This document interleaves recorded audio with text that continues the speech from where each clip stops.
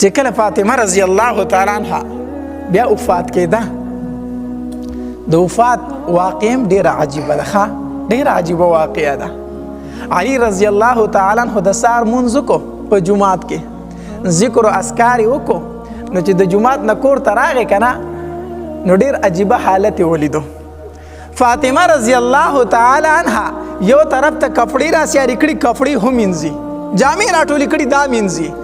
دلته یې ځان ته میچن هم لګولې د دانې ځان تېښې دی چې میچن څه کړي اوړه جوړ کړي،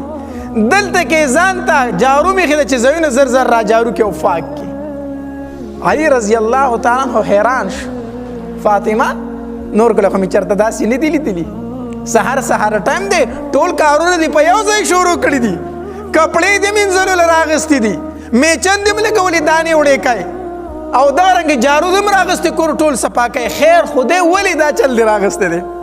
فاطمه رضی الله تعالی عنها ته وفرمایلو وی علي زما سره ټایم لږ دی، زر زر کارونه ځکه کومه،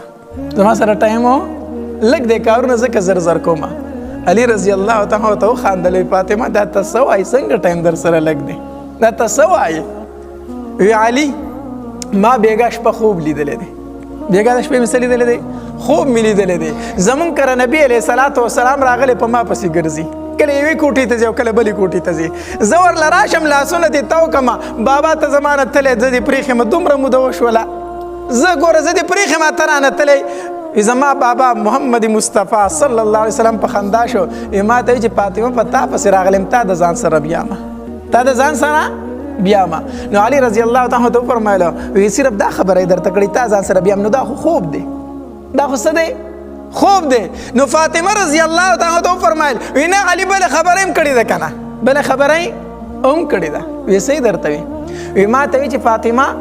نن خو دې روژه نیولې ده، خو پېشمنۍ دې په څه څه کړی، څه دې پکې خوړلي دي، روژه دې په څه نیولې ده؟ ما ورته وی چې بابا صرف 2-3 کجورې مې خوړلي، یو ګوټ اوبه مې څښلي دي، په دغ کې باندې روژه یم، نور څه شی نه و د علي په کور کې نو، په دې مې روژه نیولې ده.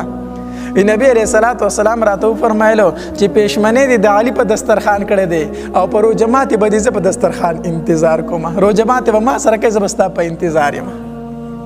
زه به ستا په انتظار یم. فاطمه رضی الله تعالی عنها زر زر کارونه وکړل او په آخر کې لاړه په خپله یې ولامبل غسل یې وکړو، غسل یې وکړو وی لامبل، چې وی لامبل ځان ته یې کټ سم کړو، په هغې کې سم لاسته، چې په هغې کې سم لاسته. علي رضی الله تعالی عنه ته وی راشه علي ما ته ودرېږه، زه درته یو څو خبرې کوم، زه درته یو څو خبرې کوم. وی دا زما 3 وصیتونه دي، دا د ځان سره که ښه علي. علي رضی الله تعالی عنه ته فرمایي وی وایه فاطمه وایه راته څه راته وایي؟ وی علي اول وصیت مې درته دا دی چې زه مړه شمه که نه نو کوم ځای چې د نکاح خوښه یې هلته وکړه، خو چې ښځه دې نیکئ، د نیکې ښځې سره پس زما د مرګه نکاح وکړه، چې کوم ځای دې خوښئ ځان له نکاح وکړه، خو نیکه بیبي ځان له وکړه. دویم وصیت مې درته څه دی؟ وی دویم وصیت مې درته دا دی که نه چې کله دې دویمه ښځه وکړله که نه نو دا یو کم 13 ورځې د خپلې ښځې سره تېروه، خو دا یو ورځ زما بچو حسن او حسین له ورکوه، 13مه ورځ دوی له ورکوه، ځکه دوی له ګورې د مور او پلار د دواړو مینه پکار ده، د دواړو مینه پکار ده. علي رضی الله تعالی عنه چې دا خبره واورېده د سترګو نه یې اوښکې روان شي ته فاطمه بس که ما ته نورې خبرې مه کوه، بس که. فاطمه رضی الله تعالی عنها د شا غاړې د څادر نه راټینګ کو، وی علي چې آخرې ټایم شو روان رانه شوي، چې آخرې ټایم شو ما نه دې سترګې واړولې، ما ته خو لږ ودرېږه که نه، لږ راته ودرېږه. علي رضی الله تعالی عنه ته ودرېدو، نو په دې کې حسنین اواز وکړو. علي رضی الله تعالی عنه فرمایلو وی بابا زمونږ مور چېرته ځي؟ زمونږ مور وایي زه ستا نه ځمه، نو بابا زمونږ مور چېرته روانه ده؟ فاطمه رضی الله تعالی عنها فرمایلو ای حسنین، ای حسنه، ای حسینه، لومبی لاړ شئ په خپل بابا باندې سلام ور واچوئ، د هغه روضې ته ودرېږئ او وایي چې زمونږ مور در باندې هم سلام کوي، د کور رایستلو، لاړ شئ د بابا روضې له خو لاړ شئ هلته به سلام ور واچوئ، بیا راځئ. حسن حسین رضی الله تعالی عنه چې لاړه که نه او د نبی علیه صلات وسلام مبارکې روضې ته ودرېدلو او سلام یې پرې ور واچو، او زمونږ مور هم په تا باندې سلام اچوي، زمونږ مور هم په تا باندې څه کوي؟ د روضې مبارکې نه ورته آواز وشو، وی زما نوسو په ما باندې سلام هر ټایم اچولی شئ، لاړ شئ مور ته خو ودرېږئ، د هغې مخ په د نن نه بعد بیا ونه یې، بیا به یې ونه یې. حسن او حسین رضی الله تعالی عنه رامنډه کړه، واپس رالو. نو درېیمه خبره دریم وصیت چې فاطمه رضی الله تعالی علی رضی الله تعالی ته کوي کنه ډیر عجیب وصیت دی،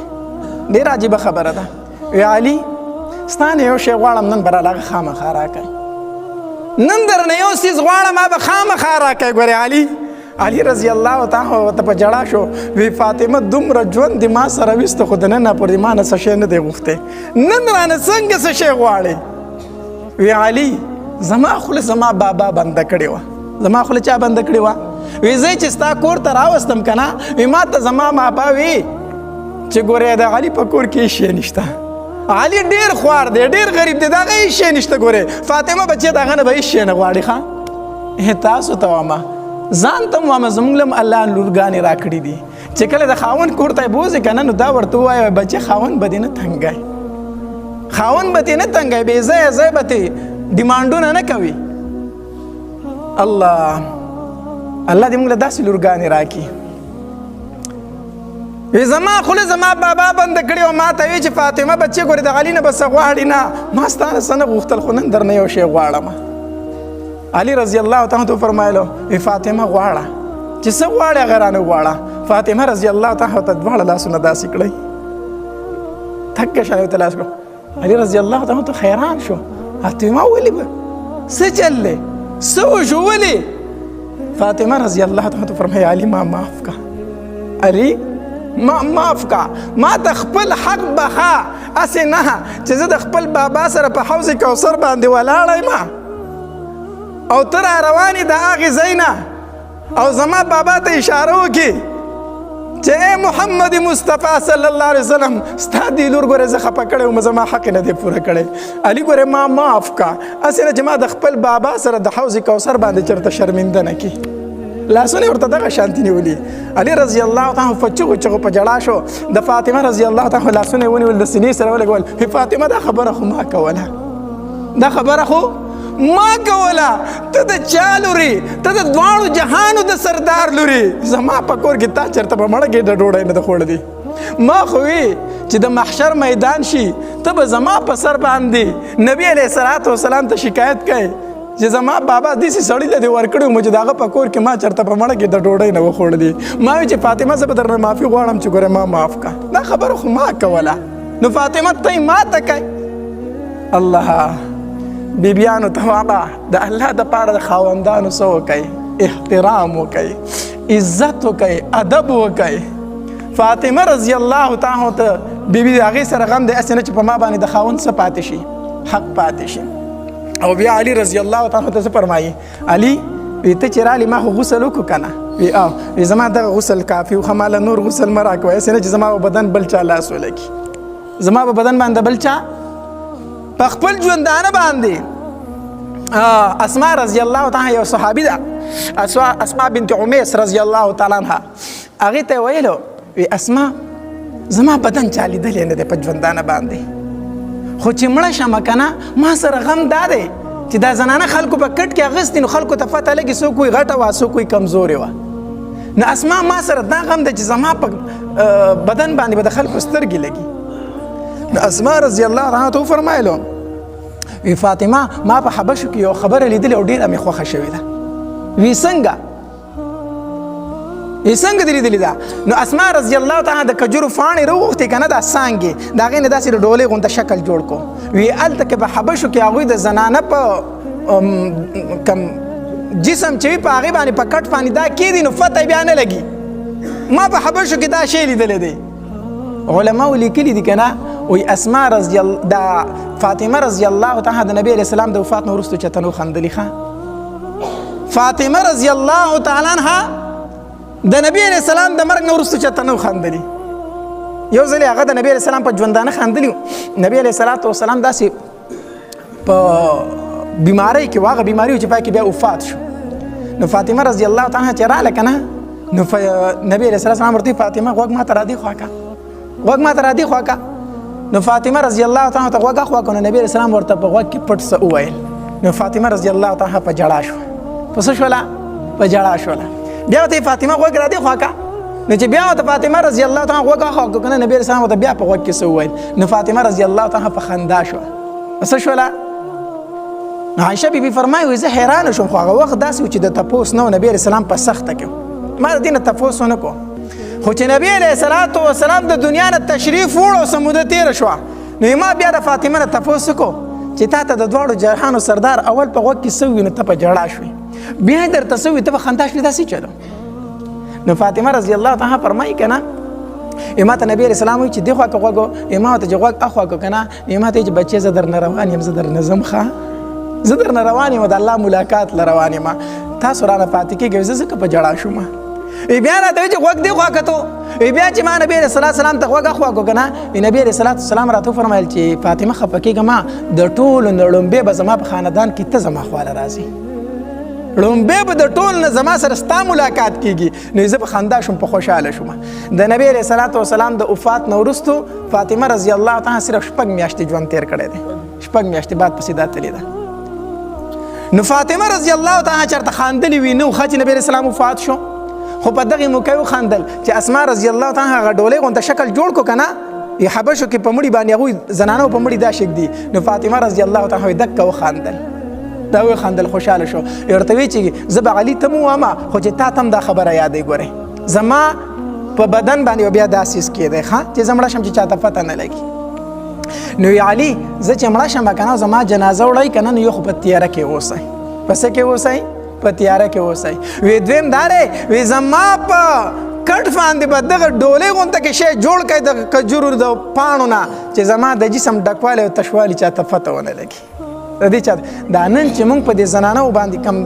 د زنانو په مړي باندې دا ډولۍ غونته څیز ږدو که نه د هغه فاطمه رضی الله تعالی فرمایلي وو ښه خو افسوس دا دی افسوس دا خو دی دا خو هغه فاطمه وه که نه یو ځل نبي علیه السلام صحابه کرام ناست دي تپوس یې وکړه صحابه کرامو نه وی دا راته ووایه که نه چې د ښځې د ټولو نه ښه خوبي څه شی دی په ښځه کې د ټولو نه ښه صفتو څه شی دی صحابه کرام چپ شو چاله جواب نه ورته علي رضی الله تعالی فرمایي زه غلی پاڅېدم کور ته مې منډه کړه ما چې فاطمه ته به پته وي لاړم کور ته ما فاطمې رضی الله تعالی تپوس وکړه چې فاطمه نبی علیه الصلاة والسلام هسې مې تپوس وکړو چې فاطمه د ښځې د ټولو نه خوبي کم شی دی ښه صفت په کم شی دی فاطمه رضی الله تعالی راته وفرمایل چې د ښځې د ټولو نه ښه صفت دا دی چې دا د پردي سړي بدن ونه ویني او پردی سړی د دې بدن ونه ویني ته دې په نامحرم سړي سترګې فرې نه وځي او د پردي سړي په دې سترګې فرې نه وځي دا د ښځې د ټولو نه ښه صفت دی زه رالم نبي علیه السلام ته ما وفرمایل چې د الله پاکه پیغمبره د ښځې د ټولو نه ښه صفت دا دی چې نامحرم سړی دا ونه ویني او دا نامحرم سړی ونه ویني نبی علیه السلام راته وفرمایل چې علي ښه رښتیا ووایه جواب چا درکړی دی علي ښه رښتیا ووایه جواب چا درکړی دی ما ته چې د الله پاکه پیغمبره فاطمه راته وویلو فاطمه نبی علیه السلام وفرمایل چې الفاطمه بضعة مني فاطمه خو زما د زړه ټوکړه ده که نه فاطمه خو زما د زړه نو د فاطمه رضی الله تعالی په ژوند باندې د هغې په جسم د چا سترګې نه وي لګېدلې موږ خو نن د زنانو په مړي باندې هغه څیز پې کېدو چې د جسم یې چاته پته نه لګي خو هغې په ژوندانه باندې سر نه دی پټ کړی د هغې په بدن باندې بورکه نه وه هغه به په یو نری لوپټه کې ګرځېده هر چا ته به پته لګېده چې دومره غټه ده دومره نری ده او دا ده او دا ده پس د مرګه ما تا پټه کړو نو څه پیدا په ژوندانه باندې هغې خپل جسم نه پټاو سړو ته یې شو کو دومره غټه یم دومره کمزور یم داسې یم داسې یم چې مړه شي وي بیا پې وایي څادرې راواچوه اوس وایي څادرې سره راچوئ په ژوندانه خو هغه هر چا لیدلې ده نو دا د فاطمه رضی الله تعالی عنها د وفات واقعه وه او چې کله وفات شوله او علي د هغې دفن وشو او خاورې پې ور واړولې شوې نو علي رضی الله تعالی چغه کړه وې خلکو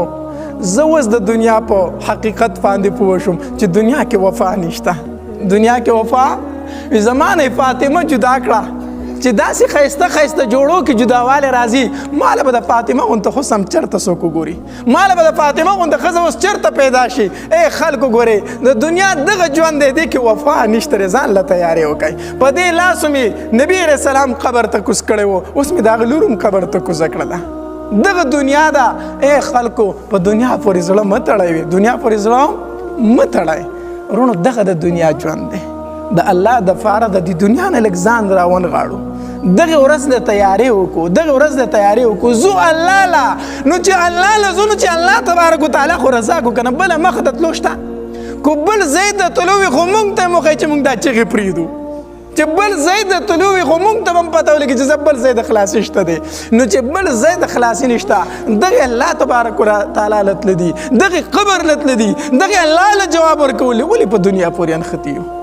ولې په دنیا پورې انښتي یو ولې حلاله نه ګورو ولې حرامه نه ګورو هېڅ وفا نشته دی دنیا کې لږ د دنیا نه ځان راونغاړو او الله تبارک وتعالی دې زمونږ زنانه د فاطمه رضی الله تعالی عنها غونته کې زنانه جوړې کړي الله تبارک وتعالی د عمل کولو حدیث مبارک کې راځي یو ځل یو تن راغی نبی علیه الصلاة والسلام لره کلمه وویله مسلمان شو دا د بنو سلیم قبیلې کس و د بنو سلیم قبیلې سړی راغی مسلمان شو نبی علیه الصلاة والسلام ترنه تپوس وکړو وی ای زما ملګريه دا راته ووایه مالي حالت دې څنګه دی څه پیسې میسې لري که نه لري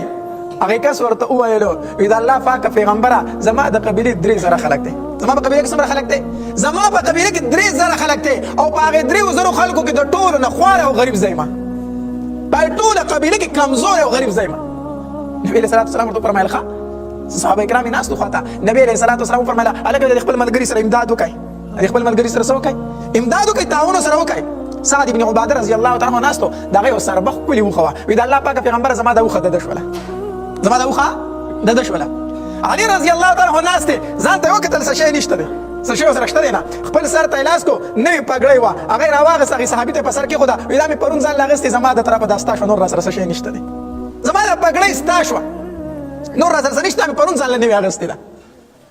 نبي علیه الصلاة والسلام سلمان فارسي رضی الله تعالی عنه فرمایل وایي سلمانه ستاسو د مرګري خو سورلی مو شوله پګړۍ مو شوله خو د لرې نه راغلې څه د خوراک انتظام خو ورله وکړه که زمونږ کره خو کور څه شی نشته دی لاړ شه وځه د مدینې په کوڅو کې وګرځه وایي د الله د پاک پیغمبر میلمه راغلی وږې د خوراک له ولې څه راکوئ سلمان فارسي رضی الله تعالی چې د مسجد نبوي نه ووتو د مدینې منورې په کوڅو کې روان دی او اواز کوي ای خلکو زما د محبوب صلی الله علیه وسلم میلمه راغلی وږی دی هغه له د ډوډۍ انتظام وکړئ د مدینې په کوڅو کې دا اواز کوي چې څنګه ته په کوڅه کې که نه نو دا اواز د فاطمه رضی الله تعالی کور ته ورغی هغې په کور کې دا آواز واورېدو چې بار د کوڅې نه آواز راغی چې د دواړو جهانو د سردار میلمه دی وږی دی د هغه له د ډوډۍ انتظام پکار دی فاطمه رضی الله تعالی د دنې نه آواز وکړو وی ودرېږه زما د دروازې نه لاړ نه شي زما په دروازه کې ودرېږه سلمان فارسي رضی الله تعالی په کوڅه کې ودرېدو د دنې نه ورته آواز وشو وی څوک یې وی زه غلام سلمان فارسي یم زه سلمان فارسي غلام یم وی زما د بابا میلمه دی وی ډوډۍ نه ده خوړلې وی زما د دروازې نه ګورې اخوا لاړ نه شي اخوا لاړ نه شي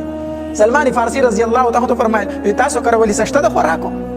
سلمان فارسي حیران شو چې د علي په کور کې د خوراک څیز موجود دی ستاسو کره د خوراک کور څه شته دی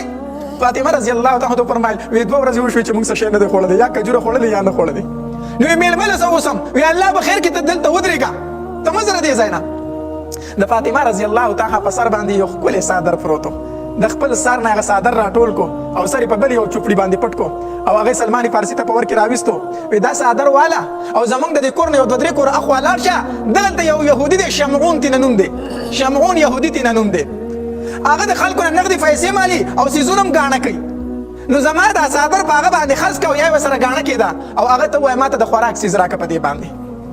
سلمان فارسي رضی الله تعالی عنه د سترګو نه اوښکې روانې شوې څادر ته یې لاس نه کو فاطمه زه ستا څادر نشم خرڅولی زه ستا څادر نشم خرڅولی فاطمه رضی الله تعالی عنه فرمایل سلمانه دا زما حکم دی دا به منې دا زما حکم دی سلمان فارسي رضی الله تعالی عنه په ډکو سترګو باندې د هغې څادر راواغستو او شمعون یهودي لی وړو نو چې شمعون یهودي لی وړو هغه ته یې څادر کېښودو وی دا واله او موږ له په دې باندې د خوراک څه شیزونه راکړه موږ له د خوراک څښاک څه څیز راکړه کجوري راکړه وړه راکړه نو شمعون یهودي چې څادر اوچت کو او داسې پوزې ته یې نږدې کو وی څومره ښایسته خوشبویي ترې رانه راځي دا څادر دی د چا دا خو چېرته د ډېر غټې کورنۍ نه دا څادر راغی دا څادر د چا دی سلمانه دا خو راته ووایه که نه سلمان فارسي چې سترګې اوچتې کړې د سترګو نه یې اوښکې روانې شوې شمعون یهودي ته وي دا د دواړو جهانو د سردار د لور د سر څادر دی دا د فاطمه د سر څادر دی وی ولې خرڅوي خرڅوي یې ولې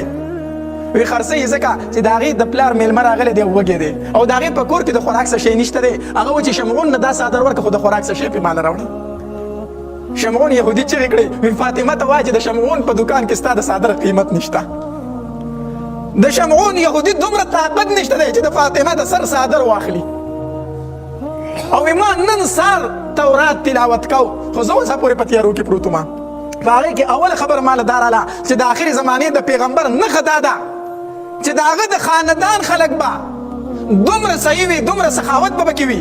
چې په خپله ګېډه باندې به یې ګټې تړلي خو بل ته به ورکړه کوي. دا د سید او د میا په کار دا ده چې ځان ته میا وایي، سید وایي چې په ده کې سخا هم موجود وي. دا د نبي علیه صلات وسلام د خاندان صفت دی. ګورې وایي ما په تورات کې دا ولوستلو چې د نبي علیه صلات وسلام د خاندان خلکو به په خپله ګېډه پورې ګټې تړلي خو غریب ته به ورکړه کوي. وایي زه در اوسه پورې په تیارو کې وم، فاطمه ته وایه څادر دې واخله او دا خوراک دا کجوري والا دا وړه والا د هغې کری اوسه او دا ورله ورکړه. خو فاطمه ما ته پته ده چې دا هسې نه قبلوي، دا هسې نه قبلوي. خو فاطمه ته به ووایي چې ستا د سر د څادر دا برکت دی چې شمعون وایي زه ځم ستا په بابا باندې ایمان راوړم، زه پې کلمه هم وایم، دا ځکه زما نه قبول که، زه ځمه کلمه وایم، زه ایمان راوړم، ځکه ورته ووایه چې دا ګورې زما نه قبول که خامخا. فاطمه رضی الله تعالی عنها بیا داسې ژوند کړی د علي رضی الله تعالی داسې ژوند دې کړی دی، داسې ژوند دې کړی دی. کله کله به داسې ګیر شي که نه هایي چې هېڅ لاره به درته نه ښکاري، هېڅ لاره به درته نه ښکاري، ټولې لارې به در باندې بندې شي. داسې کېږي د انسان سره کله کله ها د هر طرف نه به مایوسه شي، داسې به ګیر شي که نه چې هر سړی به در نه تښتي، هېڅوک په لاس نه در کوي، هر سړی به در نه په شا کېږي، تا ته به لاره نه معلومه، لاره نه معلومه. د دې پریشانونو چې د بچ کوي نو څوک به بچ کوي؟ الله به دې بچ کوي. کو هر سړی در نه لاس واغسته، الله تبارک وتعالی خو در نه لاس نه دی اخیستی دی که الله تبارک وتعالی خو در نه خپل طاقت او قوت نه دی اوچت کړی که نه. ابراهیم علیه صلات وسلام ته وګوره، نمرود اور ته غورځه، اور ته غورځه، څلوېښت ورځې لرګي راغونډ کړلو، خشاک یې راغونډ کړلو، وی ابراهیم علیه صلات وسلام پکې سوځو. اوس دومره خو بېوقوف و چې څلوېښت ورځو لرګو راټولولو ته څه ضرورت دی؟ انسان خو په خس لرګو کې هم سوځي. خو نه دا بادشاهان کله دا چل کوي، دا دې دپاره کوي چې نور خلک ته عبرت واخلي چې زما مقابلې ته څوک نه روځي. داسې دا بادشاهان کوي، ډېرې ناکاره سزاګانې ورکوي چې بیا زما مقابلې ته څوک نه روځي. نو څلوېښت ورځې لرګي راغونډ کړلو او بیا اعلان وکړو اوس ورته ابراهیم علیه السلام بولو او ټول راغونډ شي چې عبرت ترې واخلي چې زما مقابلې ته بل سړی راونه وځي. خو چې اور یې ورته کړو هغې دومره اور واغست چې د پاسه پې مارغان نشو تېرېدی، لمبې د اسمان کنارو ته رسېدلې، بره تیارې جوړې شوې، دومره لرګي او دومره خشاک ته دومره اور جوړ شو، د پاسه پې مارغه نشي تېرېدی، دومره لمبې او لوګي دي. اوس چې دومره ډېر زیات اور دی خو خوا ته یې تلم ممکن نه و که نه. اوس پځې څنګه چې ابراهیم علیه السلام ورته ورتاو کړي چې دومره لمبې جوړې شو، هغې خو ډېر تپ و. نو بیا ورله چل نه ورته چې اوس ورته دې څنګه وبولو، څه چل ورسره وکړو؟ نو شیطان راغی وی ټال جوړ کړئ، منجنیک دا یو شی دی، دا جوړ کړئ منجنیک او دله به ټیله ورکړئ او تا پړی غوڅ کړئ چې دی به منځ ته ورسي، منځ ته به ورسي. ټال جوړ کړئ، ټال منجنیک ته دا جوړ کړئ چې دی ورله منځ ته ورسو. بهرحال شیطان ورته طریقه وښودله او هغه یې جوړ کړو. ابراهیم علیه السلام یې پکې کېنو. فرشتې په اسمان کې الله تبارک وتعالی ته فرمایي الله دا خو هغه بنده دی که نه چې په مخ د ځمکه دا یو بنده ستا نوم اخلي، دا یو بنده ستا نوم اخلي او الله هغه هم ورته غورځېږي، هغه هم ورته غورځېږي. الله څه کول غواړي، الله څه امداد کول غواړي، مونږ ته اجازت راکړه چې مونږ امداد وکړو. الله تبارک وتعالی فرشتو ته وفرمایل وی ځکه هغه درته وایي چې زما امداد وکړئ، تاسو لاړ شئ تپوس دې وکړئ. نو که هغه درته وایي چې امداد مې وکړئ جو تاسو وکړئ، زما د طرفه ته اجازت دی. خو لومبی د هغه نه تپوس وکړئ چې هغه څه وایي، ابراهیم نه تپوس وکړئ چې هغه څه وایي. د بارانونو فرشته و هغه راله، ابراهیم علیه السلام ته وفرمایل ابراهیمه د بارانونو سیسټم او دا نظام زما په اختیار کې دی، دا الله ما ته حواله کړی دی. زه ګورم چې نمرود ظالم دې ورته ولي، ما ته ښه وکړه زه الله رالیږلی م چې د ابراهیم نه تپوس وکړه، ته راته ووایه زه دومره باران راوروم چې دا اور به په ځای مړ شي، ما ته اجازت وکړه زه دا اور مړ کوم. ابراهیم علیه السلام ورته وفرمایل وی نه زه تا ته نه وایم، تا ته نه وایم. ولې ما ته نه وایې؟ اور ته دې ولي څنګه ما ته نه وایې؟ وی ته چا رالیږلی؟ وی الله. وی ربي اعلم بحالي، نو زما رب زما په حال پوه دی که نه، تا ته څه شي لوامه چې الله رالیږلی، خو زما رب زما په حال پوه دی، نو زما امداد چې کوي الله به کوي، تا ته مې ضرورت نشته. فرشتې ته وایي تا ته مې ضرورت نشته. په دې کې بله فرشته راله، د غرونو فرشته وه، د غرونو فرشته. هغه ابراهیم علیه السلام ته فرمایي ابراهیمه ما له اجازت راکړه دا خلک تا سره ډېر ظلم کوي زه الله رالیږلی یم خو ما ته وایي چې د ابراهیم نه تپوس وکړه زه په دوی باندې دا غرونه یو ځای کوم په دې منځ کې مه ږمه مخ د ځمکه ترې وزګاروم ما ته اجازت راکړه ابراهیم علیه السلام ورته وفرمیل تا ته مې ضرورت نشته ولې دې ما ته ضرورت نشته وی ربي اعلم بحالي زما رب زما په حال ډېر ښه پوه دی نو تا ته څه ضرورت لرم الله معیني که نه هغه به زما امداد کوي بیا د هواګانو فرشته راله ابراهیمه ما له اجازت راکړه دا هواګانې الله ما ته حواله کړي دا زما په اختیار کې دي زه طوفان راولم هوا راولم او دا اور بیا مې د دې نمرودیانو دې کورونو ته دننه کوم د دوی دا کورونه پیسې زما دا مخ د ځمکې ته وزګار کوم ما له اجازت راکړه ابراهیم علیه السلام ورته وفرمیل تا ته مې ضرورت نشته زما رب معیني تا ته مې ضرورت و جبرئیل علیه السلام وله خواله راغی ابراهیمه که څه ضرورت یې خو راته ووایه چې زه وکړم وی جبرئیله تا ته ضرورت نه لرم خپل رب ته لرم تا ته ضرورت نه لرم خپل رب ته لرم او رب معیني بس نمرود اراده وکړه او د هغه وزیرانو چې ابراهیم علیه السلام ورته وولي خو چې به ټال یې اوچته اوس ټال اوچتېږي نه ځکه د رحمت فرشتې راغلي وي د هغې پړي نیولي راټینګ کړی و نه یې پرېښودو ټال نه اوچتېږي زورونه وکړو اوس یې وکړې ځانونه ستړي کړو خو هېڅ چل نه کېدو ټال د ځای نه خوځېدو شیطان راغی خونه یې نمرود ته وکړه وی دا داسې نه کېږي وی څه وکړو وی داسې وکړه چې سرتورې ښځې دې ځای ته راوله سرتورې ښځې دې ځای ته راوله چې ګډا شروع کړي دا په خپله اوچت شي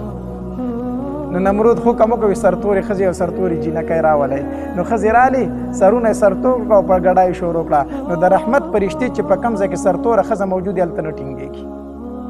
کوم ځای کې چې سرتوره ښځه موجود وي که نه رحمت فرشتې د هغې نه ځي نو زموږ دا بازارونه خو د ښځو پاک د فرشتو نه وزګار کړي دي یقین وکړه د دې وجې نه حدیث مبارک کې راځي الله تبارک وتعالی ته په ځایونو کې ناخوښه ځای کم یو دی